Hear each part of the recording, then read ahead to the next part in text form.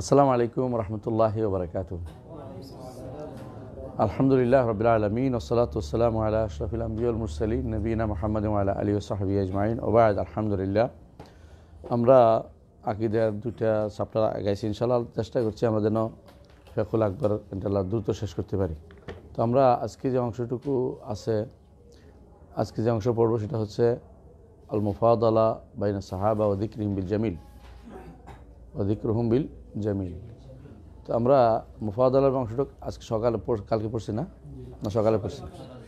আজকে যেখানে আমরা থেমেছি ওখান থেকে পড়ি। মুফাদালা আমরা জানি যে আফদালুন নাস কে আবু বকর, বা'দা রাসূলুল্লাহ আফদালুন নাস আবু বকর, সুম্মা ওমর, সুম্মা উসমান, সুম্মা আলী রাদিয়াল্লাহু তাআলা আনহুম আজমাইন আবিদিনা সাবিতিন আল হক ওয়া মা আল হক নাতাওয়াল্লাহুম জামিআন। সবাইকে আমরা আমাদের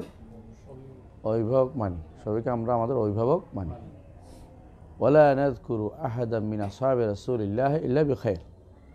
মুহাম্মদ রাসূলুল্লাহ সাল্লাল্লাহু আলাইহি ওয়াসাল্লামের কোনো সাহাবীকে কল্যাণ ছাড়া উল্লেখ করি না।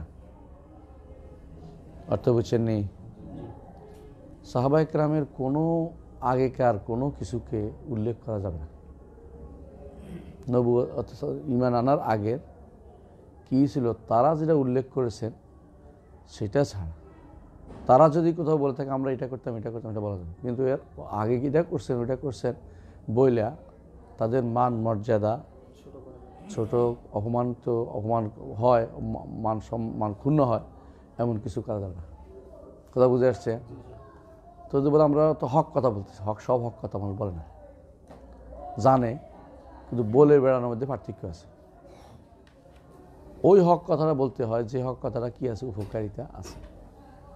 ওই হক কথাটা বলতে হয় না যে হক কথাটা বললে মানুষের ভিতরে কি হবে, মানে ইমানের ক্ষেত্রে মানুষের ভিতরে তারতম্য হয়ে যাবে, সমস্যা হয়ে যাবে, এমন হক কথা বলতে হয় না। কথা বুঝছো কিনা? আমরা এরকম বলি, আমি উদাহরণ দিচ্ছি বোঝার জন্য, যে অমুক নবী তিনি এই গুনাহ করছে, তাহলে আমরা তো ইচ্ছা করে তার টার্গেট বানাইছেন। এই জন্য আপনারা জানেন যে শ্রেষ্ঠ মানুষ হচ্ছেন সাহাবায়ে কেরাম, রাসূলদের পরে শ্রেষ্ঠ মানুষ। তো শ্রেষ্ঠ মানুষদের টার্গেট করতে রাসূল নিষেধ করছেন, লা তাত্তাখিযুহুম গারদাম মিন বা'দি, আমার পরে তাদেরকে নিয়ে তোমরা তীরের নিশানা বানিও না। তীর নিশানা, বুঝলেন তো?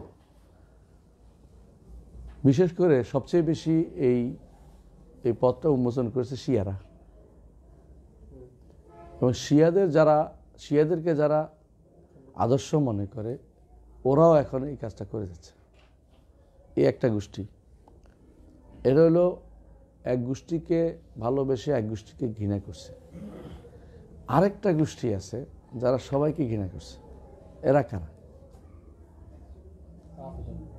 এরা হলো না শিয়া রাফিদিরা, তারা আলীকে ভালোবাসে, একজন তো ভালোবাসছে, আর 5 জনকে ভালোবাসছে, কিন্তু একটা গোষ্ঠী আছে এদের সবাইকে ঘৃণা করে। এরা কারা?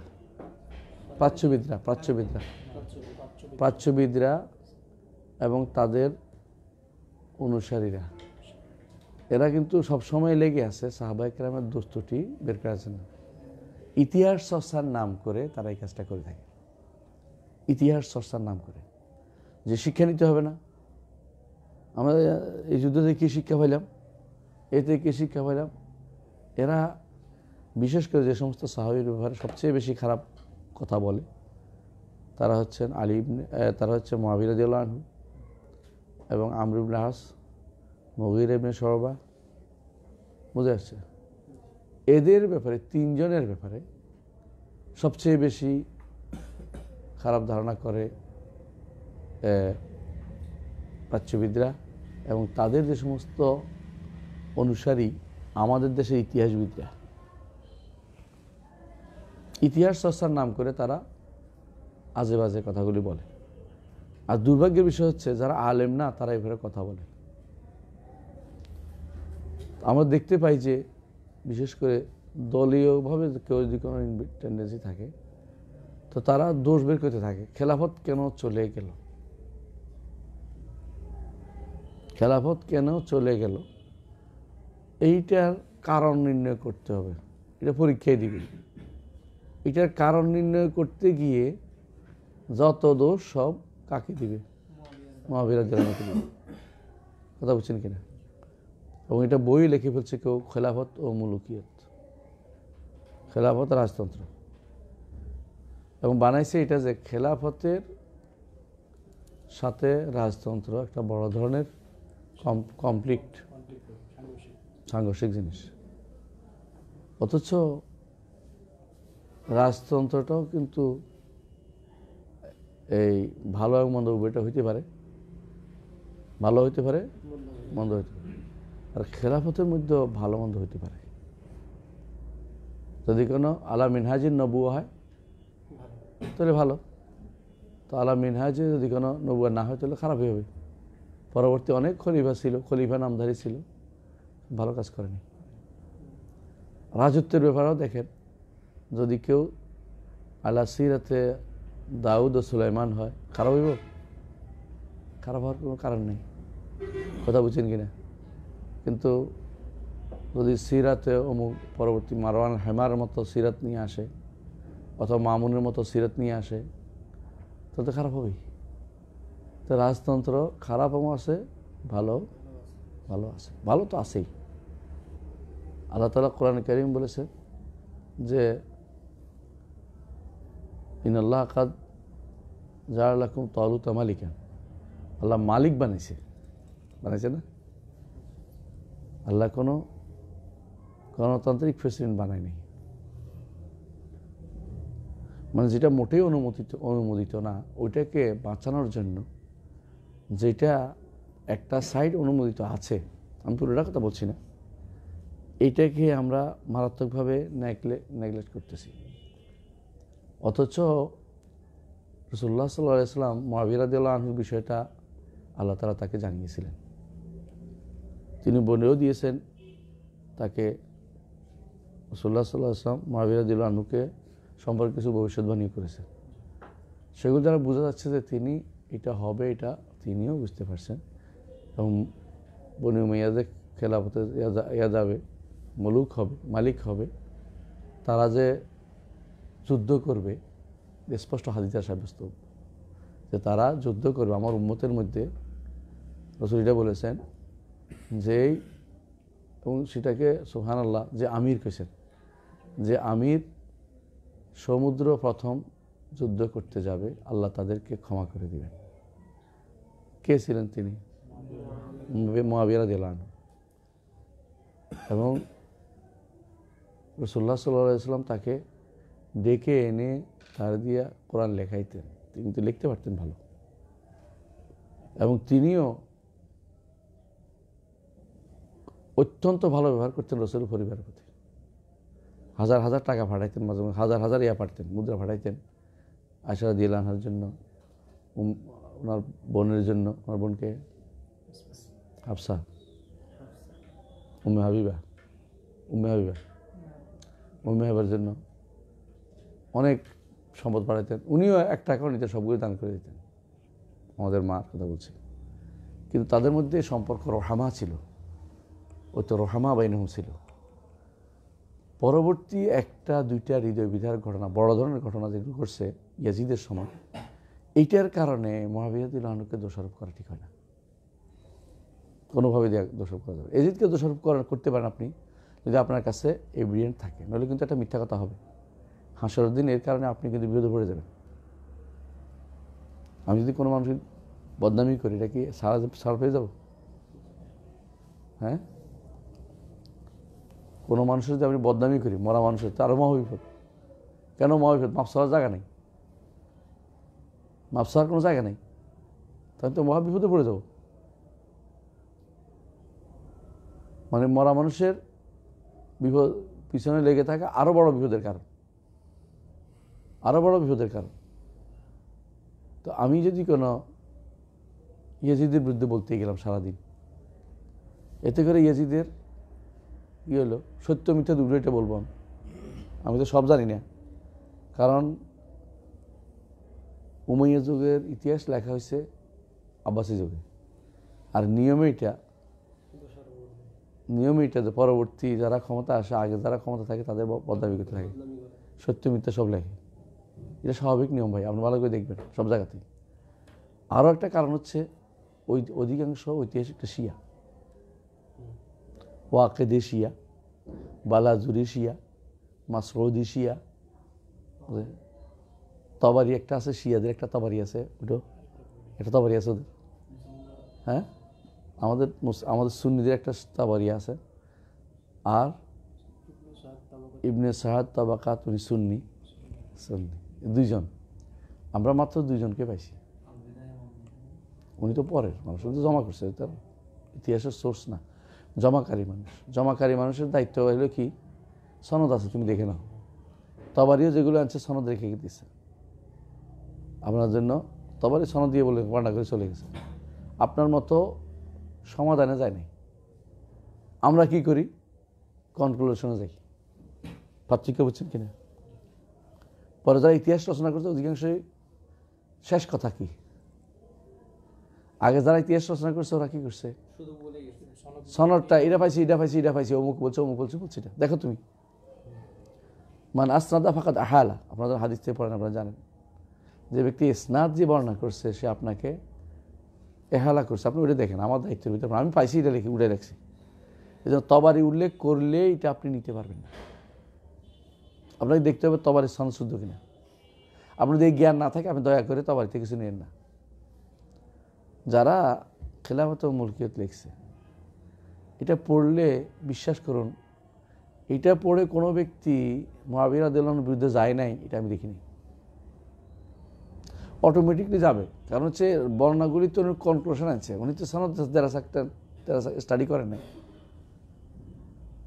ওখানে আবু মেখলাফ লুত ইবনে ইয়াহিয়ার বর্ণনা আসছে, সাইফের বর্ণনা আসছে।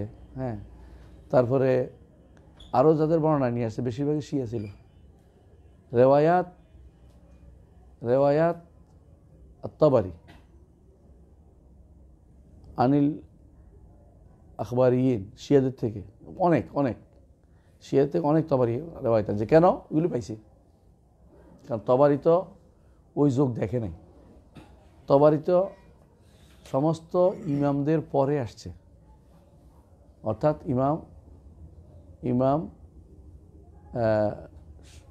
আহমদ ইবনে হাম্বল মারা গেছে কত, 243। আর ইমাম তবারি মারা গেছে 310 না 310 অথবা 7, যাই বলেন আপনি, 310 মারা গেছে।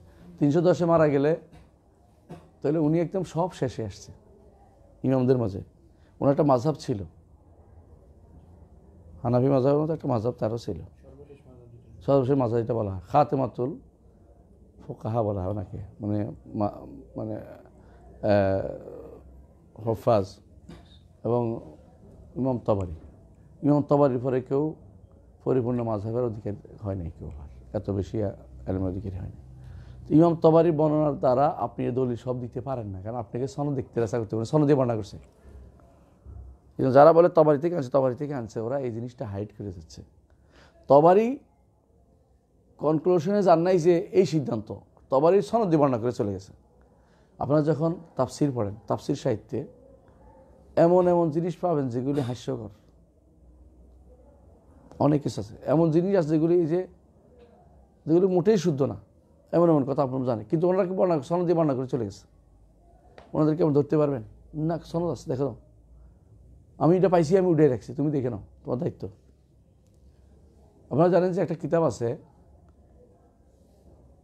আল ফেরদাউস বেমাসুরুল খিতাব, বিশাল বই, ফেরদাউস বিশাল বই। এইটার শতকরা 90% হাদিস শুদ্ধ না। যেমন ফিতানের কত পার্সেন্ট, 92% হাদিস শুদ্ধ না, 93% হাদিস শুদ্ধ না, আরও বেশি 95% শুদ্ধ না। কিতাবুল ফিতান 9 মাহবাদ। কিন্তু আমি দোষ দিচ্ছি না কেন, সবগুলি তারা সনদ দিয়ে বর্ণনা করেছেন। আপনার দেখার দায়িত্ব আছে। তিরমিজি, ইবনে মাজাহ, নাসাই, এদের মধ্যে ইবনে মাজাহতে 52 হাদিস আছে না? ওনার দোষ দিতে পারবো না, কেন উনি তো সনদ সহ বর্ণনা করে গেছেন। আপনি যখন কনক্লুশন করে হাদিসটা বর্ণনা করেন, আপনি সনদ সহ বর্ণনা করেন না। আপনি বর্ণনা করতেছেন ওয়াজ মাহফিলে, আপনি বই লিখে ফেলতেছেন, আপনার থেকে আরও 10 জন নিবে, অমুকে লিখছে, অমুকে বলছে, আপনারটা ডকুমেন্টারি হয়ে গেছে এখন। অথচ আপনি ওটা তাকার দরকার ছিল যে এটা শুদ্ধ কিনা। মদিনা ইউনিভার্সিটিতে এই সনদগুলি সবগুলি স্টাডি হয়েছে, এই জাতীয় সবগুলি স্টাডি হয়েছে, প্রত্যেকটা। ধরেন মারবিয়াত বদর, মারবিয়াত ওহুদ, মারবিয়াত গাজওয়াতে খাইবার, মারবিয়াতে খান্দাক, মারবিয়াত, এইভাবে একটা একটা করে সবগুলি তাহকিক হয়েছে সনদগুলি, এক একটা বর্ণনার তাহকিক হয়েছে। এগুলি তো রসুলের যুগের, এমনকি আবু বকর, ওমর, ওসমান, আলী সবগুলি তাহকিক হয়েছে।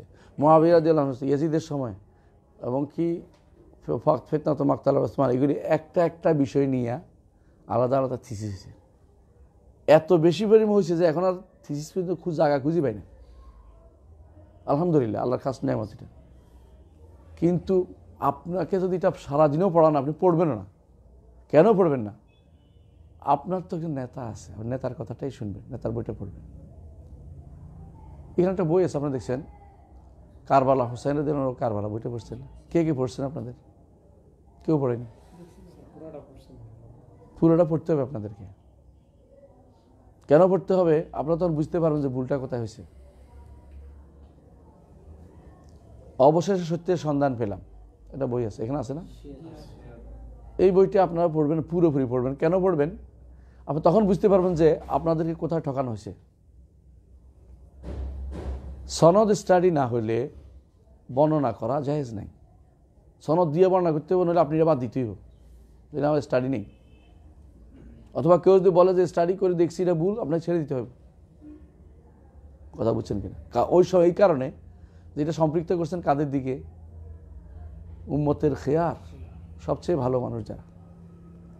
ইহুদিদের যদি জিজ্ঞাসা করেন সবচেয়ে ভালো মানুষ কারা, ইহুদিরা কাদের বলবে? মুসার অনুসারীদেরকে, মুসার সাথে যারা আছে তাদেরকে। ঈসা আলাইহিস সালাতু ওয়াস সালাম অনুসারীদের, খ্রিস্টানদের জিজ্ঞাসা করলে সবচেয়ে ভালো মানুষ কারা? হাওয়ারিরা।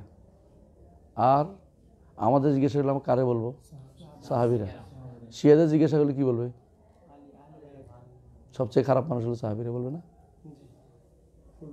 উল্টা। এটা হচ্ছে আমাদের দিনের জন্য দুর্ভাগ্যের জায়গা যে এরা আমাদের ইসলামের দাবি করে ইসলামকে বরবাদ করে ছাড়ে। একটু চিন্তা করেন, মুআবিয়া রাদিয়াল্লাহু আনহু ওহী লেখক ছিলেন, হাদিস বর্ণনা করেছেন। সাহাবায়ে কেরাম বলতেন ইন্নাহু লা ফাকিহ, তিনি তো ফকিহ। এক রাকাত ভিতর পড়ছে দেখা একজন ইবনে আব্বাসের কাছে গেছে, বলছে উনি এক রাকাত পড়ছে, বলছে ইন্নাহু লা ফাকিহ, সে তো ফকিহ, তার সম্পর্কে কথা বলার কি আছে আমার? মদিনাতে এসে তিনি বলছেন তোমাদের ফিকহ কমে গেছে। কে বলতেছে? নিজে বলতেছে মুআবিয়া রাদিয়াল্লাহু আনহু, খুতবা দাঁড়িয়ে, তোমাদের ফিকহের অবস্থা কমে গেছে আমি দেখতে পাচ্ছি। ফিকহের জন্য তার যে টান, এটা অসাধারণ। আর দিন হচ্ছে ফিকহ, দিন হচ্ছে দিন। দিন না বুঝলে মুখস্থ করে, না বুঝলে বলে তো লাভ নাই। সুতরাং যেটা বলছিলাম যে বড় জিনিস হচ্ছে দিনের মধ্যে সাহাবায়ে কেরামের চারপাশে একটা প্রতিরক্ষা বহ দিতে হবে। কোনো সাহাবীর ব্যাপারে কোনো কথা বলা যাবে না। কেউ যদি বলে উনি তো ওই সময় ইসলাম গ্রহণ করেছেন, আগে এটা করেছেন, আগে, তাহলে সে জাহিলিয়াতের মধ্যে আছে। আগে কি করছেন এটা কোনোদিন উচ্চারণ করা যাবে না, বলাই যাবে না, বলাই যাবে না। অনেকে দেখলাম দুর্ভাগ্যবশত জ্ঞানের অভাবে বলতেছে যে অমুক খানে সহিহ মুসলিমের মধ্যে আসছে যে অমুকে বলছে, আব্দুল্লাহ ইবনে আমর ইবনে আসকে বলছে আপনার চাচাতো ভাই চায় আমরা যেন অন্যায়ভাবে মানুষের সম্পদ ভোগ করি। এই তো সমালোচনা করছে। যিনি সমালোচনা করছে উনি তার সমপর্যায়ের মানুষ। কথা বুঝেন কিনা? যদি আলী রাদিয়াল্লাহু আনহু সমালোচনা করে থাকে মুআবিয়া রাদিয়াল্লাহু আনহু, মুআবিয়া রাদিয়াল্লাহু আনহু সমালোচনা আলী রাদিয়াল্লাহু আনহু করে থাকেন, যদি করে থাকেন, তাহলে তারা সমপর্যায়ের মানুষ। আপনি কে? আপনি কি সমালোচনা করতে পারেন না? আপনার দ্বারা এই সমালোচনা হওয়ার তো হচ্ছে আপনি এমন জায়গায় হাত দিয়েছেন যেখানে হাতটা আপনার পড়ে যাবে, বিরুদ্ধে হাত দিয়েছেন আপনি। তো যারা ওখানে আলোচনা করছে এই হাদিসটা, আমি এটা এই জন্য বললাম, এই ঘটনাটা হাদিসের কিতাবে আছে। একজন এই ঘটনা উল্লেখ করছে যে মুআবিয়া এটা চায়। আসলে মুআবিয়া এটা চাইছেন না, এটা তিনি কেন বলছেন? কারণ তিনি বিপক্ষ দলের লোক ওখানকার সময়। তিনি মুআবিয়া রাদিয়াল্লাহু আনহু মানে যেটা বলছেন যে যেটা আয় হয়, কিসে আয় হয়, রাষ্ট্রের যে আয়টা হয় সেনাবাহিনীর উপরে, সেটা তিনি ব্যয় করেন। এটা তো নিয়মেই, রাষ্ট্রের আয় সেনাবাহিনী ব্যয় করবেন না। তো এইটাকে ধরে নিয়েছেন তিনি, এটা হলো মূল কথা। এখানে হাদিসটা ভুল বোঝা হচ্ছে বর্ণনাটা। এটাকে তিনি ধরে নিয়েছেন যে তিনি যেহেতু রাষ্ট্রের আয় ব্যয় করতেছেন কোথায়? সেনাবাহিনীতে। আর সেনাবাহিনী কামলে মানুষ মারা। এটা হলো লাস্ট কথাটা উনি বলতে বলছেন ওইখানে, যে আপনার স্বাস্থ্য ভাই চায় আমরা যেন মানুষ মারি, এই জন্য আমাদের মানুষের সম্পদ ভোগ করি। এটা তো উনি কোনোদিন এটা করেন না। এই দোষটা উনি এসে এই জন্য এলজামি কথা। এলজামি অর্থ কি? যেহেতু তিনি সেনাবাহিনী পোষণ করেন আর সেনাবাহিনী মানুষ মারে, সুতরাং তিনি মানুষ মারতেছে, বুঝো? সেনাবাহিনী টাকা দিতে হচ্ছে, সুতরাং টাকা দেওয়া হচ্ছে, এইটা বলছে। আব্দুল্লাহ ইবনে আমর ইবনে আস তখন কি বললেন? আব্দুল্লাহ আমর কি বললেন? সুন্দর উত্তর দিচ্ছেন যে তারটা তার বিচার করবে, তুমি তো এটা বিচার করবে মালিক না। তুমি ঠিকমতো তোমার কাজটা ঠিকমতো করতে পারো কিনা এটা আগে দেখো। তুমি তার আনুগত্য করতে হবে, আনুগত্য করাটা করতে হবে, যতটুকু তার শরীয়তে অনুমোদন করবে একটু করো, একটু করে হও না কেন। তিনি ওর সাথে মিশে কেন করলো এটা যায় নাই। ও ভুল বুঝতে পারে, উনি তাকে তোমার ওই দায়িত্ব নয় যে তুমি ওর সমালোচনা করবে বসে বসে। কিন্তু আমরা ওইটাকে পাইছি শুধু কেউ এত সমালোচনা পাইছি। আউযুবিল্লাহ। সাহাবায়ে কেরামের কারো সমালোচনা করা যাবে না, কোনোভাবেই না। ভুলটা বলা যাবে। এখন যদি ধরেন কথার কথা আমরা বলি, অমুক সাহাবী ব্যভিচার করছে, এটা বলা যাবে? করছে মানলাম, কিন্তু এটা বলে কি করতে হইব? অপমান করাজনক কথা। আর কি হবে? সাহাবাদের বদনামি। আরেকটা জিনিস হবে সবচেয়ে বড়, সেটা কি? গুনাহটাকে হালকা করা হবে। গুনাহটাকে হালকা করা হবে। সাহাবাদের মর্যাদাটাকে ছোট মর্যাদা ক্ষুণ্ণ করা হবে। দেখেন, রসুলের নামে এখন যারা কথাবার্তাগুলি বলতেছে, রসুলের পরিবার নামে, পরিবার নিয়ে, রসুলকে নিয়ে, এগুলি খুবই দুর্ভাগ্যজনক। এগুলি এই সমস্ত মুখ কেমনে খোলে একজন মানুষ? তার বাপের দোষ তো লুকায় না। বাবা কি করছে বলতে চায় না, ভালো দিকটা বলে। বাবা কোনোদিন কি এটা অন্যায় করছে আগে বলে বেড়াইছে। আর আমাদের কাছে মুহাম্মদ রাসূলুল্লাহ সাল্লাল্লাহু আলাইহি ওয়াসাল্লাম আমাদের জানের চেয়েও বেশি প্রিয়। তার পরিবার আমাদের মা। আমরা এইসব কথাগুলো যখন আলোচনা করতে যাই, যেখানে মুখের কোনো লাগাম না থাকে, এর চেয়ে দুর্ভাগ্যজনক কিছু হইতে পারে না। আর সাহাবায়ে কেরাম, তাদেরকে ভালোবাসতে হবে। কেন ভালোবাসতে হবে? ফাবিহুব্বি আহাব্বাহুম। আমাকে ভালোবেসে তাদেরকে ভালোবাসছে। আল হুব্বু ফিল্লাহ, আল্লাহর জন্য তাদেরকে বেশি ভালোবাসছেন। রসুলকে ভালোবাসলে তাদেরকে ভালোবাসতেই হবে, এটা রসুল বলেছেন। এটা ফামান আহাব্বাহুম ফাবিহুব্বি আহাব্বাহুম ওয়া মান আবগাদাহুম বুগদি আবগাদাহুম। কেমনি লাগাই দিলেন কঠিনভাবে। আপনি একজনকে যদি ঘৃণা করেন, তাহলে আপনি কিন্তু রসুলকে ঘৃণার ভিতরে, পাত্রের ভিতরে পড়ে যাচ্ছেন আপনি। সাহাবায়ে কেরামের ব্যাপারে এই জন্য কোনোভাবেই কোনো কথা বলা যাবে না, একজনও না। যদি কেউ বলে যে এটাতে শিক্ষণীয় কি, বলে শিক্ষণীয় নাই, শিক্ষা নেওয়া লাগবে না এর থেকে। আমার মনে আছে সফিউর রহমান মুবারকপুরি রাহিমাহুল্লাহ, তার কাছে একদিন গেছিলাম, যা বললাম যে মুআবিয়া এবং আলী রাদিয়াল্লাহু আনহু দুইজনের মধ্যে ঝগড়া হয়েছে, আপনি কাকে বেশি উত্তম মনে করতেছেন? বুঝে এবার আমি কথা বলবো না, এবার আমি কথা বলবো না, কারণ আমি উত্তম মনে করলে একজনকে অদম মনে করা হচ্ছে। সাহাবায়ে কেরামের ব্যাপারে উত্তম অদমের ব্যাপারে দলিল বেইতে বলা যাবে না। কথা বুঝেন কিনা?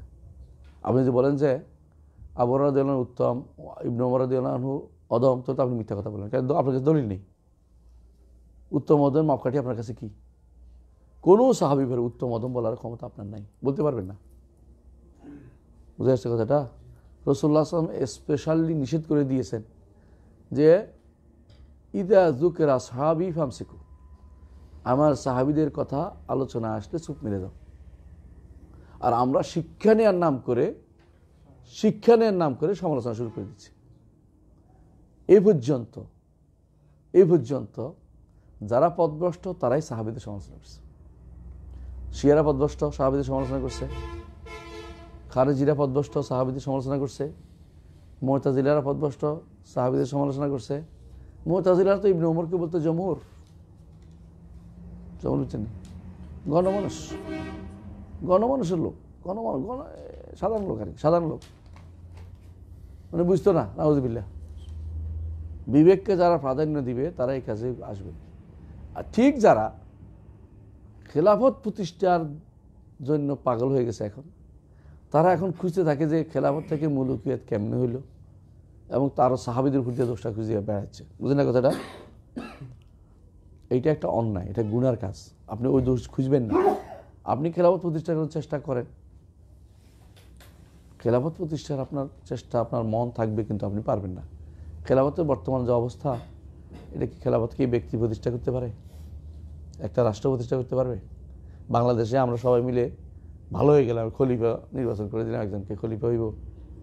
হ্যাঁ, খলিফা কয়জন হইবে? খলিফা তো একজন হবে, তাই না? প্রত্যেক রাষ্ট্রের কি একটা খেলাফত হইব? খেলাফত হইতে হলে আবার মুসলিম রাষ্ট্র একটা সূত্রে আসতে হইবে। এটা রাষ্ট্রীয় কাম, ব্যক্তি কাম নয়। তো খেলাফত আন্দোলন নামে যতগুলি হইবে এগুলো বহু দেখাম। খেলাফত কেমনে বানাবে, রূপরেখা দেখতো কেমনে খলিফা হইব? বাংলাদেশের ক্ষমতা দখল করলে খলিফা হয়ে যাব? মানলাম, ধরেন মামুনুল হক ভাইরা ক্ষমতা চলে গেল, একদম দিয়েই দিলাম, না ক্ষমতা দিয়ে দিলাম, দেখ খলিফা বানাতো কেমন, কারা বানাবে? সৌদি আরব মানবে না কেন? তাদের আকীদার বিরোধী, তাই না? মানবে? পাকিস্তানরে মানবে না, এই বেটা তো আমাদের বলেন না, এত বেটা কবর বুঝেন, অমুক কানে কেটা, না না এটা নেওয়া যাবে না, অমুক কানে নেওয়া যাবে না। তো খেলাফত কেমন হইব? আপনি খেলাফত আন্দোলন করছেন, খেলাফত তো আপনার কাছে খেলাফত কিছুই নেই, আপনার কাছে কোনো কি নাই। খেলাফত রূপরেখা দেন, তো একটা সুন্দর একটা রূপরেখা দেন যে কেমনে খেলাফতটা হয়ে যায়। সুতরাং এই খেলাফতের আন্দোলন এটা একটা ফাও কাম। আপনি বরং খেলাফত আন্দোলন আপনি করতে পারবেন না। খেলাফতের নাম দিয়ে যারাই রাজনৈতিক দল করছে সবগুলি বুয়া কাম করতেছে। খেলাফত প্রতিষ্ঠা করতে কেউ পারবে না। কেমনে পারবে? দোয়ার মাধ্যমে। আর মানুষকে খেলাফত প্রতিষ্ঠা হলে বড় যারা ক্ষমতায় আছে ওদেরকে আপনি কি করতে হবে, ওদের মধ্যে আপনাকে প্রভাব বিস্তার করতে, ওরা যেন আলোচনা করে একজন খলিফা বানায়। আপনার কথা দিয়ে খলিফা হবে না, আর আপনার ক্ষমতায় গেলে আপনার দ্বারা খলিফা নির্বাচন হবে না।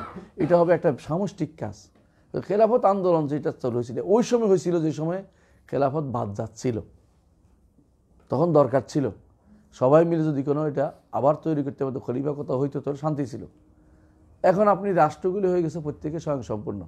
রাষ্ট্রগুলির প্রধানগুলি হচ্ছে সবচেয়ে নিকৃষ্ট মানুষরা, যারা দিন ইসলামকে কোনোদিন তারা কোনো সংবিধানে আনতে চায় না, কোনো কিছুতে আসতে দিতে চায় না, দিনের বিরুদ্ধে তারা সব কিছু করতে চায়। খানকা মাজার ভাঙ্গা যাবে না ওরা ঘোষণা করে দিয়েছে, গজল আর গীতি গাইতে পারবে এর বিরুদ্ধে কথা বলা যাবে না ঘোষণা করতেছে। সেখানে আপনি খেলাফত কায়েম করবেন কি দিয়া?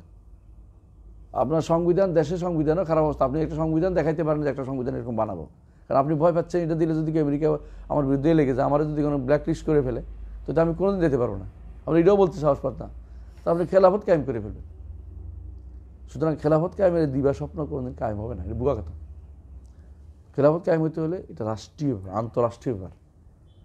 প্রত্যেকটা রাষ্ট্রের মধ্যে যতক্ষণ পর্যন্ত কমপ্লিটলি ইসলামিক ক্রীড়া ক্ষমতা না আসবে, অথবা তাদের ইসলামীদের প্রভাব না আসবে, ততক্ষণ পর্যন্ত খেলাফত কায়েম হবে না। এবং এটার জন্য আপনি চেষ্টা না করে আপনি নিজের দেশে নিজের এখানে আছেন, এখানে দাওয়াত এবং তাবলীগ নিয়ে থাকেন, সবচেয়ে ভালো আপনার জন্য।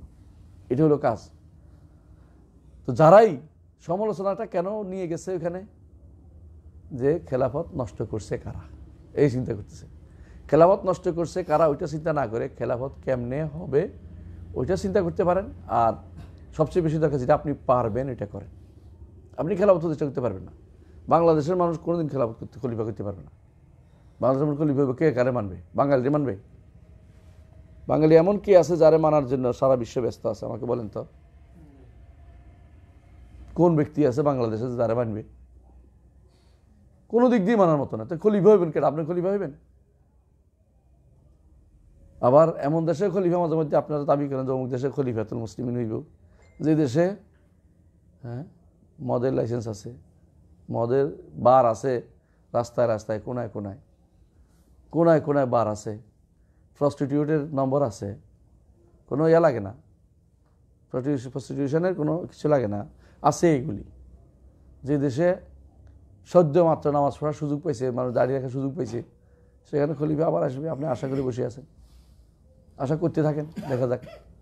সুতরাং আমি যেটা বলতে চাচ্ছি, যেই কারণে সাহাবাদের সমালোচনা হচ্ছে, এই কারণটা একটা বেউ দেখার। সাহাবাদের সমালোচনা করার সুযোগ নাই। যে কেউ সাহাবাদের সমালোচনা করবে সে পথভ্রষ্ট হবেই হবে, সে হবেই হবে, কোনো সন্দেহ না। আজ হোক কাল হোক পথভ্রষ্ট প্রমাণিত হবে।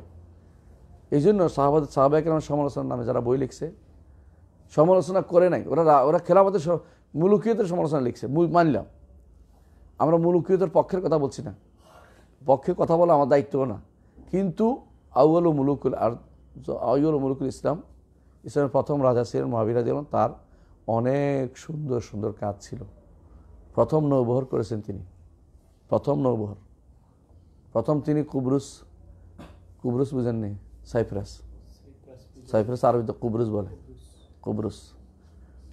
প্রথম তিনি এখানে নৌবহর গঠন করছেন, ওদেরকে ঢুকতে দেয় নাই, গ্রিকদেরকে এদিকে। এইভাবে তিনি যেগুলি করছেন, অনেকগুলো প্রশাসনিক কাজ করেছেন। আর যে কারণে তিনি ছেলেকে খলিফা মনোনয়ন করে গেছেন, এটা একটা অবৈধ কোনো কাজ ছিল না, এটা তার ইজতিহাদ ছিল। এই ইজতিহাদ তিনি ভুলও করেন নাই, কারণ তার পরে খলিফা হওয়ার কথা ছিল কে? হাসান। কিন্তু হাসান তো মারা গেছেন, বাকি রইল কে? হুসাইন। হুসাইনকে খলিফা দেওয়ার কথা কেউ বলে নাই। এমনকি মদিনাবাসীরা, মক্কাবাসীরা হুসাইনের খেলাফতের একমত ছিল না। কথা বুঝেন কিনা? তারা কি চাইছে? আব্দুল্লাহ ইবনে জুবায়ের বলছেন যে আমি হব খলিফা। তারপরে আরেকজন আব্দুল্লাহ ইবনে কি ভুলে গেলাম, উনি চাইছে উনি খলিফা হইতে। বুঝে আসছে? এখানে তিনজনই ছিল খেলাফতের হকদার, মানে তারা হইতে পারত। কিন্তু রাষ্ট্র নিয়ন্ত্রণ করা, একটা বিশাল সময় মদিনা থেকে যারা চলে গেছে, এরা এখানে কোনো একটা রাষ্ট্র প্রতিষ্ঠা হয় কিসের উপর জানেন? বাহিনীর উপরে। মদিনাতে কোনো বাহিনী ছিল না, বাহিনী পুরোটা হচ্ছে দামেস্ক। দামেস্ক কেন্দ্রিক বাহিনী না থেকে আপনি মদিনাতে কিসের উপর ভিত্তি করে আপনার বাচ্চা কাচ্চা নিয়ে যেটা করছে, যে কেউ মানুষ বাচ্চা কাচ্চা নিয়ে যুদ্ধ করা যায়? ওনার উপর দিয়ে অন্যায়ভাবে জুলুমটা হয়েছে না? অন্যায়ভাবে জুলুম চার না, যুদ্ধটা হোক, যুদ্ধটা হয়ে গেছে, যেটা হোক, ওনার তো অন্যায় করা হয়েছে। কিন্তু একটা জিনিস খেয়াল করেন, ওরা কিন্তু নিয়মিত বাহিনী না। নিয়মিত বাহিনীর একটা মর্যাদা আলাদাই থাকে সবসময়, ওর ট্রেনিং থাকে, চলাফেরা থাকে, ওদের জন্য আলাদাই থাকে, বরাদ্দ থাকে, সব কিছু। নিয়মিত বাহিনী ছিল দামেস্কে, ওনারাই নিয়ন্ত্রণ করতেছিল। বোঝার কথাটা? আপনি যে বলেন ঝিনাইদহ, লাভ দিয়ে বলেন ঝিনাইদহ রাষ্ট্র, আপনি লোক কই? লোকবল কই? ঝিনাইদহ আপনি দাবি করে বসেন। ঢাকা থেকে একটা পাঠাইলে তো, পুলিশ একটা ব্যান পাঠাইলে আপনার গর্তের ভিতরে ঢুকে দেবেন। বোঝেন না কথাটা? মানে আপনি বুঝতে হবে জিনিসটা, যে আপনি যে কাজটা করতে যাচ্ছেন, এই কাজটা কি নয়, সঠিক কাজ, ওয়াইজ কাজ হচ্ছিল না। মুআবিয়া রাদিয়াল্লাহু আনহু তিনি দেখলেন যে মুসলিম বিশ্বের মধ্যে যদি মানে পাল্লা দিতে পারে বাইরের কারোর সাথে, একমাত্র দামেস্কের লোকেরাই দিতে পারে। কারণ দামেস্কের লোকের একদিকে এক, সেটা হচ্ছে মুআবিয়া রাদিয়াল্লাহু আনহুর নেতৃত্বে এক। ইরাকে কোনোদিনই অস্থিরমতির এক ছিল না। ইরাক মানে অস্থিরমতি, জোর দেখলে মানে দুর্বল হইলে ওরা প্রত্যেকেই নেতা হয়ে যায়। এখনও ইরাক সবসময় এই ফেতনার মধ্যে আছে, এখনও এই ফেতনার মধ্যে আছে ইরাক। কোনো শক্তিশালী শাসক থাকলে তারে মানে, দুর্বল শাসক থাকলে তারে নাড়ে। বুঝলেন কথাটা? সাদ্দামের ঠিকই মেনে নিছে, বুঝে আসছে। এরপরে যখন সাদ্দাম চলে গেছে, এরা আবার ভাগ করতেছে, কুর্দিস্তান ভাগ করতেছে, আবার অমুক তমুক। সাদ্দাম তো ভালো, আমি এটা বলছিলাম, অনেক শক্তিশালী, শক্তির কথা বলছি। আমি যেটা বলতে চাচ্ছিলাম, এটা হচ্ছে সাহাবায়ে কেরামের যারাই কল্যাণ ছাড়া উল্লেখ করেছে, তারা পথভ্রষ্ট হয়েছে। এই জন্য উমর ইবনে আব্দুল আজিজ রাহিমাহুল্লাহকে একজন মুআবিয়া রাদিয়াল্লাহু আনহুর উপর প্রাধান্য দিয়েছে, একজনে, তিনি তারা 100 বেতরাত করছে। তুমি এটা কেন করতে গেলে? কোথায় মুআবিয়া রাদিয়াল্লাহু আনহু, কোথায় আমি? ইসলামের পঞ্চম খলিফা হচ্ছে হাসান, ষষ্ঠ খলিফা হচ্ছে মুআবিয়া রাদিয়াল্লাহু আনহু। বুঝে আসছে? এইভাবেই আসতে হবে আমাদেরকে। পঞ্চম খলিফা যারা আমর ইবনে আব্দুল আজিজকে বলবে তারা ভুলের উপর আছে। কিছু কেন পঞ্চম খলিফা মানে তিনিও তো রাজাই ছিলেন। তার নির্বাচন কি করছে? নির্বাচন করে ক্ষমতা গেছে না সিলেকশনে গেছে? সিলেকশন গেছে এবং তার সিলেকশন করে দিছে কে? আরেকজনে করে দিছে এবং উনি সেটাই তো পালন করে গেছেন। তো ওনার ব্যাপারে যদি আপনি যায় মানেন যে একটা রাজা হইয়াও খলিফা হইতে পারে, তাহলে মুআবিয়া রাদিয়াল্লাহু আনহু রাজা হইয়া খলিফা হইতে পারেন, কোনো সমস্যাই দেখি না আমরা। আর মুআবিয়া রাদিয়াল্লাহু সময়ে সারা মুসলিম বিশ্বে একমত ছিল, আমুল জামা, বুঝলেন কি না? তার খেলাফতের উপরে কোনো দ্বিমত কারো ছিল না, কারো ছিল না। নবী পরিবারেরও কারো দ্বিমত ছিল না তার খেলাফতের উপরে। কারণ হাসান ইবনে আলী রাদিয়াল্লাহু আনহু খেলাফতে তাকে সম্পদ বলছেন, তিনি খলিফা হবেন, মেনে নিয়েছেন। এর সাথে সারা মুসলিম বিশ্ব তাই খলিফা মেনে নিয়েছে। তো একজন যিনি একবার সর্বসম্মতিভাবে খলিফা হয়েছেন, যেখানে হাসান রাদিয়াল্লাহু খেলাফত সর্বসম্মতি হয়নি, কারণ তার বিরুদ্ধে বিশাল অংশ ছিল। বিশেষ করে তার খেলাফত শুধুমাত্র মক্কা মদিনার লোকেরাই মানছে, কুফার লোকেরাও বিভিন্ন ভাগে ভাগে ছিল। আর আলী রাদিয়াল্লাহু খেলাফত কারা মানছে? মক্কা মদিনা এবং কুফা। অন্যরা মানে নাই, বসরাও মানে নাই, শাম মানে নাই, ইরান মিশর মানে নাই, আদার অন্য জায়গাগুলিতে মানে নাই কেউ। কিন্তু মুআবিয়া রাদিয়াল্লাহু খেলাফত কিন্তু সবাই মানছে, এমন কোনো ব্যক্তি নেই যে তার খলিফা মানে নাই। একজন সর্বসম্মত খলিফার বিরুদ্ধে যদি আপনি কথা বলেন যে রাজত্ব থেকে কেন ওইটাতে গেল, ওইটাতে গেছে কেন, ওইটাতে গেছে কেন, উনি সর্বপ্রথম নষ্ট করে দিয়ে এই জাতীয় কথাবার্তা বলা, তো ওনাকে দোষ দেয়া, ব্লেম দেয়া। সুতরাং আপনি সাহাবায়ে কেরাম কারো ব্যাপারে কোনো ব্লেম দিতে পারবেন না। কথা বুঝে আসছে?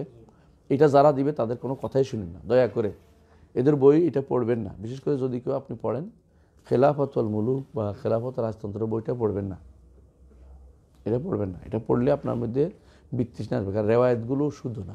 মূল সমস্যা কি? উনি যে সমস্ত বর্ণনা এনে কনসিকুয়েন্স মিলেছে, মানে ওনার মনের ভাব যেখানে পাওয়া যায় সেখান থেকে বর্ণনাগুলি আনছে, সেই বর্ণনাগুলো অধিকাংশই শুদ্ধ না। আমি সবগুলি বলছি না, অধিকাংশই কি নয়, শুদ্ধ না। আপনি বুঝতে পারছেন? জাযাকাল্লাহ খাইর মা কাসসারতা। অধিকাংশই শুদ্ধ না।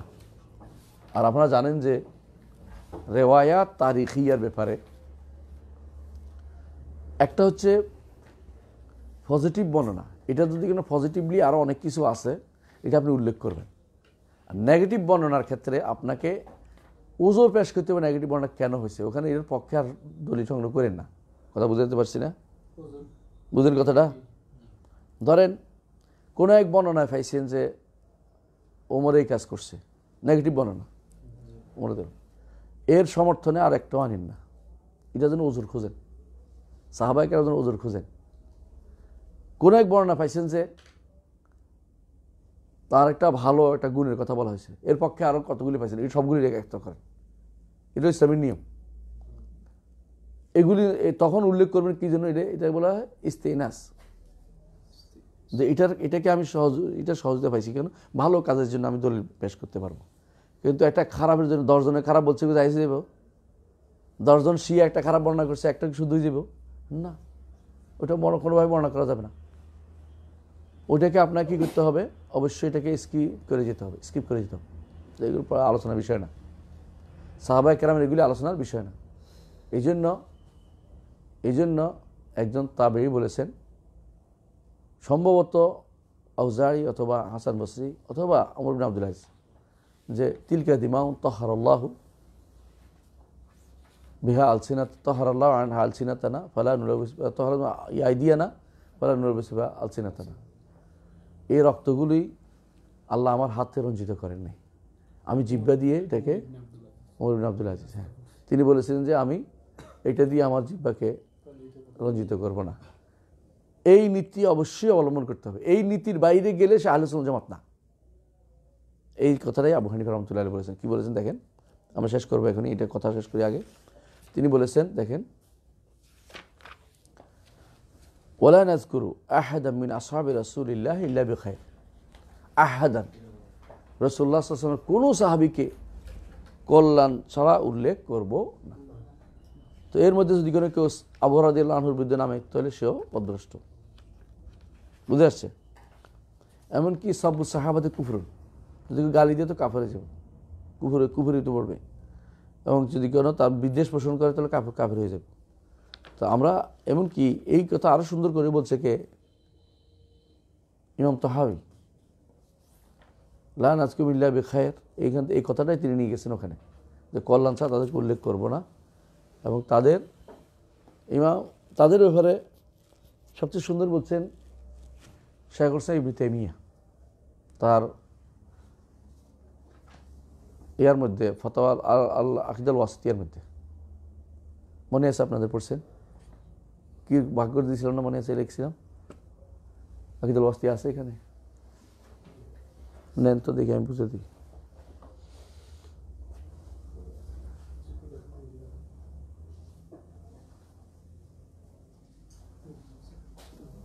এত ময়লা পড়ে না কেউ, বোঝা গেল। আপনার ব্যক্তিগত পড়ালেখা বাদ দিয়ে দিয়েছেন, আমি বুঝছি। আপনাদেরকে তো কেমন ডিগ্রি দিব, সার্টিফিকেট দিব না শেষে। ব্যক্তিগত পড়া শেষ না করা পর্যন্ত কোনো সার্টিফিকেট নেই। যেগুলো সিলেবাস আছে, সিলেবাস অবশ্যই আপনাদের শেষ করতে হবে। দিনে রাতে 24 ঘন্টা যাবেন, পারেন গাড়িতে নিয়ে পারেন, সিলেবাস পড়ে ফেলতে হবে। বুঝে আসছে কথাটা? প্রত্যেকে এক একটা বই শুরু করে দেন। দেখেন শাইখুল ইসলাম কি বলছে, আপনার বুঝে দেখেন, পছন্দ হবে আপনার।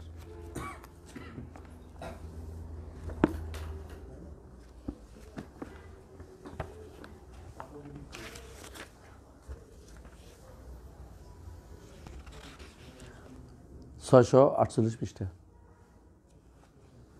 ওয়ুমসিকুনা আম্মা শাজারা বাইনাহুম, কে পড়বেন? পড়ো, নিচের পড়ার দরকার নেই। এবং সাহাবা এবং আহলে সুন্নাত জামাতের নীতি হচ্ছে সাহাবায়ে মধ্যে যা ঘটেছে এই ব্যাপারে কোনো রকমের কথা না বলা। হ্যাঁ, এবং তারা বলে যে এই সমস্ত আসার যেগুলি বর্ণিত হয়েছে, হ্যাঁ,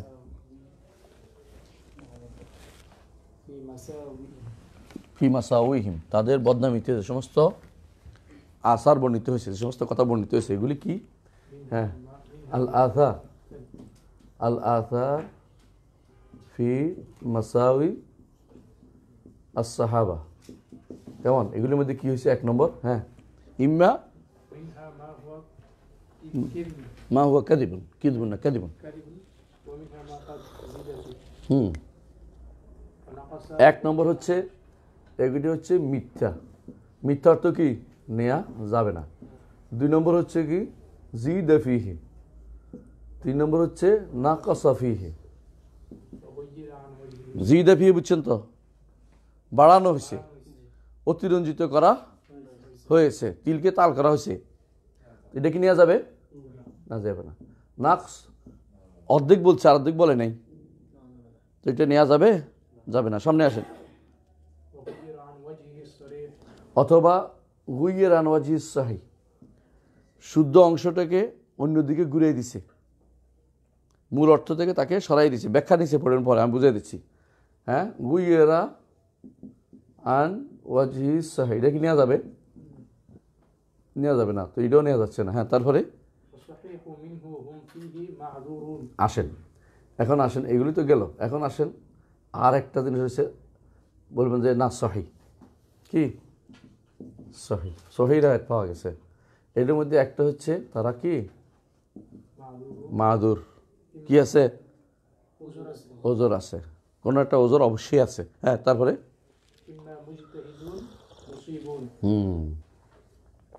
ওজোরের কারণ হচ্ছে ইজতিহাদ করছে, মুজতাহিদ মুসিব, ইজতিহাদ করে সব কাজটা করছে। বুঝে আসছে? হ্যাঁ, অথবা মুজতাহিদুন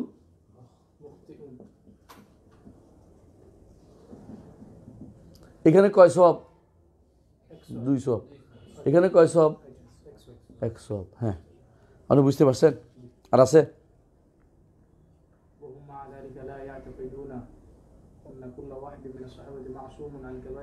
হ্যাঁ, এটা আহলে সুন্নাত চলে এসছে এবার কথা, বুঝে আসছে? এরপরে একটা জিনিস আছে, এরপরে এটার সাথে আরো জিনিস জড়িত আছে। এটা কি? এই যে মুজতাহিদ, মুফতি, মুসিব, মুফতি, এটা আছে না, এটার পরেও যদি মানলাম যে ওরা ভুল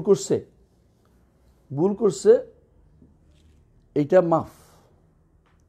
আমরা তো পাইছি না, মুজতাহিদ করলে কী পাবে? 100 পাবে। আর যদি কোনো বলেন যে বড় ধরনের কিছু হয়েছে, তাহলে তাদের যে রসুলের সাথে জিহাদ করেছে, এটা উল্লেখ আছে একটু পরে দেখো, জিহাদুহুম মা'আর রাসূল,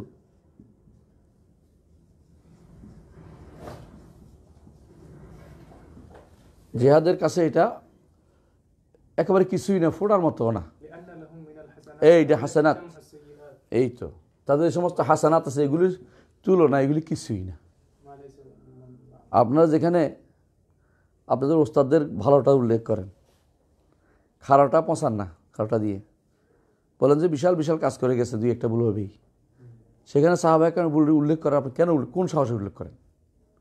তাদের হাসানাতের মধ্যে এইটা একটা কি, একটা সমুদ্রের মধ্যে একটা সুই ফোড়ার মতো, সমুদ্রের মধ্যে সুই ফোড়ার মতো হাসানাত, বিহারুল হাসানাত, হাসানাতের সমুদ্রে এটা কিছুই না। তারপরে আর আসেনি, আছে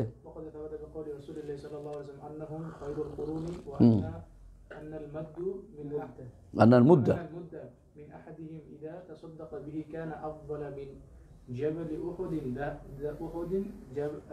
রাসূল বলছেন যে তারা যে এক মুঠ দিছে, বহুত পরিমাণ দিলে ওদের সেটার মতো কেউ উঠতে পারে না। তাহলে ওনাদের যে হাসানাত এগুলি কত বেশি, এক মুঠ তো দেয় না, ওরা তো অনেক কিছু দিছে। মুঠ বুঝেননি? মুঠ 2 হাতের মুঠে এক মুঠ হয়, 2 হাতের কোষ দিলে এক মুঠ হয়। কোষনি বলে না, আঁজলা বলে, আঁজলা শব্দটা খুঁজে পাই না, মাঝে মাঝে মনে হয় ও তো হারিয়ে যায়। আঁজলা, এক আঁজলা দিলে এক মুদ হয়। আসলে তখনকার দিনে 2 রকমের ইয়া ছিল, একটা হলো মাফ, আর হলো মাফ না, হাতের আঁজলা। তো মুদটা ছিল হাতের আঁজলা, সারটা ছিল হাতের, একটা 4 ভাগ দিলে হয়তো এটা 1 সা। এটা মুদ আছে না, মুদ 4 মুদে 1 সা, তো এইরকম 4 ভাগ দিলে হয়, বুঝছেন কথাটা? তো এইটা তখনকার দিনের বাটখারা হিসাবে যেটা হইতো, যেমন আগেকার দিনে তেল মাপতো না, তেল মাপার মতো। তেল কেমন ওজন দিয়ে মাপে? এখন ওজন দিয়ে মাপে, আগে তেল ওজন দিয়ে মাপতো না। এই কৌটা ছিল, বুঝতে কথাটা, কৌটা দিয়ে দিয়ে ঠিক ফোড়া পর্যন্ত দিত, যতক্ষণ পর্যন্ত ফোড়া না পড়ছে ততক্ষণ পর্যন্ত সমান সমান করত। তো এই মুদ এবং সার ছিল এরকম কৌটা, বুঝছো কিনা? ওই কুমিল্লা নোয়াখালী দেখো খুশি তোদের কাছে নাকি আসিল না? আমার ব্যবহার হয় না, এগুলি তো ওই সরকার নিষিদ্ধ করে দিছে ব্যবহার করা অনেক কিছুতেই। তো 2টাই ছিল, এর দাব্বা বলতো, কাফিজও বলতো। এর দাব্বা বলতো মিশরের, এর দাব্বা বলতো, আর এই ইরাকিরা কাফিজ বলতো। এগুলি সবগুলি কিন্তু এই আঁজলা, মানে আঁজলা দিয়ে ধরতো। তো আঁজলা দিয়ে কিন্তু মদিনাবাসীদের আঁজলা আর ইরাকবাসীদের আঁজলা ভিন্ন ছিল, এই জন্য পার্থক্য হয়ে গেছে 2 জায়গাতে। এই জন্য যেটা 100 মদিনার, এটা ওখানে যে আধা 100 একটু বেশি ইরাকে, বুঝে আসছে? কারণ ওরা এমন বেশি করে ধরতো যে, তো মদিনাবাসীরাও তো একটা আঁজলাই দিত, হয়তো বা কোথাও হয়তো জানি না কী কারণে। এইটা লই ঝগড়া হয়েছিল আবু ইউসুফ এবং ইমাম মালিকের মধ্যে। শেষ পর্যন্ত বলছে যে, আবু ইউসুফ বলছে না এটা না, আমি যেটা বলছি এটা। তো ইমাম মালিক বলছে, প্রত্যেকে কী করবা, কালকে প্রত্যেকে মুদগুলো নিয়ে আসবা। সবাই দেখে তো মসজিদ ভর্তি হয়েছে মুদে, রসুলের যুগে আমরা এটাই মাপতাম, রসুলের যুগে আমরা এটাই মাপতাম। এই মুদ ওজন না, এই মুদ হচ্ছে পরিমাপক একটা যন্ত্র, এবং এটা তেল মেশার মতো, তেলের মতো, তেল বেচতো না, পানি মাপা আছে না, ওইটার মতো জিনিস দিয়ে মাপছে, ওজন দিয়ে মাপতো না। কারণ যদি আপনি ধরেন পায়জাম সাইলে, তাহলে ওজন বেশি হবে, ওজন অনেক বেশি লাগবে, বেশি ধরবে। আর যদি মোটা চাইলে 2800 তুলে কম লাগবে ওজন, তাহলে ওজন দিয়ে আসলে জিনিসটা মাপা যায় না। আমাদের ভাইরা থেকে ওজন, কত ওজন, কারণ তার মাথার ভিতরে কোনোদিন আসেই নাই আরেকটা বাটখারা প্রচলন ছিল। এটা আমরা দেখছি, নতুন প্রজন্ম উঠেই যাদের মাথার ভিতরে আসেই না, আনতেই পারি না যে এটা আরেকটা জিনিস ছিল। এটা কোনোদিনই ওজন দিয়ে দিত না, এটা দিত কি মাপে মাপে। আমরা কাঠা বেচতাম, আমার বাবা কাঠা বেচত, 1 কাঠা দিত এত টাকা। এটা ওজন কত এটা দিন চিন্তাও করতো না তারা কোনোদিন। ধান বেচতো কাঠা কাঠা, বাজারে 1 কাঠা নিয়ে যেত, 1 কাঠা নিয়ে আসতো একজন, 1 কাঠা 20 ধরো 200 টাকা এরকম নিত, বেচতো। ওজন কত হয়েছে দেখতো না। ওজন আমি শেষ জীবনে দেখছি ওজন বেশি, বেশিরভাগ আমরা কাঠা খুশি দেখছি। খুশি ছিল তো, খুশি বুঝো নাই? সাধারণত শাশুড়িরা বলে বউ 1 খুশি চাল দাও, মানে রান্নার জন্য ওনারা ওজন করে রান্না পাতিলে দেয় না, একটা মাপ আছে ওইটা দিয়ে দেয়। এখনো আছে না? এইটা আছে তখন। হ্যাঁ, কৌটো, বুঝছো তো? এই কৌটোটা তখন ইয়া দিয়ে বানাইতো, এই এখন বানায় তেল দিয়ে, তোরা দেখোস না এটা, ওই সময় বানাইতো, তখন এত কাঠ ছিল না। হ্যাঁ, মালা দিয়ে বানাইতো, কখনো তেল, কখনো ইয়া দিয়ে বানাইতো, এই বেত দিয়ে বানাইতো, বেত দিয়ে বানাইতো। হ্যাঁ, তোরা পুরা বলস না, ওইটা বেতের দিয়ে বানাইতো, সুন্দর করে বাঁধাইও থাকতো সুন্দর। এটা দিয়ে বানাই অনেকদিন থাকতো। এখন তো ধরো মাসিমারা তোমাদের বানাইছে প্লাস্টিক দিয়ে, আমি আমার দেখছি আমার মা মাসিমারা এই বেত দিয়ে বানাই ফেলতো, লম্বা এটা ধরে দেখলাম ঠিক আছে, কোনো নষ্ট হয় না, বহুদিন যাইতো এটা। কারণ এটা ইয়া দিয়ে ওই যে কাইটা বাঁশ কাইটা বানাই ফেলতো সব। তো এরা কিন্তু পারতো গ্রাম দেশে। আমি মাঝে মধ্যে আমার গিন্নিকে বলি যে একটা মাসিমারা বানাইতে পারে না, তোমরা আর কী করতে পারবে? বোঝানোর জন্য বলি কি, এই জন্য যে এরা আগে আরও অনেক শৈল্পিক ছিল, অনেক ভালো ভালো কাজ করতে পারতো গ্রামের মানুষ। এখন অনেকটা শহরে হইয়া অলস, সব আমরা অলস হয়ে গেছে। আগে গ্রামের মানুষ অনেক কাজ করতে পারতো। তো এখন এক সময় ওই যে পিড়া, তারপরে মোড়া, এগুলি কিন্তু এরা বানাইতো। এখন সব ওই হ্যাঁ তথাকথিত এরা বানাইছে, নাউজুবিল্লাহ, নাম উচ্চারণ করতে চাই না, হ্যাঁ এরা বানাইছে নাউজুবিল্লাহ, কাদিয়ানি বানাইছে। এখন কাদিয়ানি ঘরের মানুষ অলস বানাই ফেলছে। আগে আমরা যে এই মাছ ধরার জন্য পানি সেচন, হ্যাঁ তোরা কি কস? ওরা একজনে আমরা কইতাম শেষা, এটার কইতাম আমরা, হ্যাঁ এটা হ্যাঁ কইতাম, হ্যাঁ। তো এইটা দিয়ে পানি করতে হবে, দিক সেদিক ফেলাইতাম। তো এটা এটা কিন্তু কোনোদিন ইয়াদ ছিল না, এটা সবসময় বেতে দিয়ে বানাইতো, বাঁশ কাইটা বানাতো। এখন হয়ে গেছে সম্পূর্ণ কি, এখন না, এখন মেশিন লাগাই দিবে, মেশিনে ফেলাই দিবে, তেল লাগবে।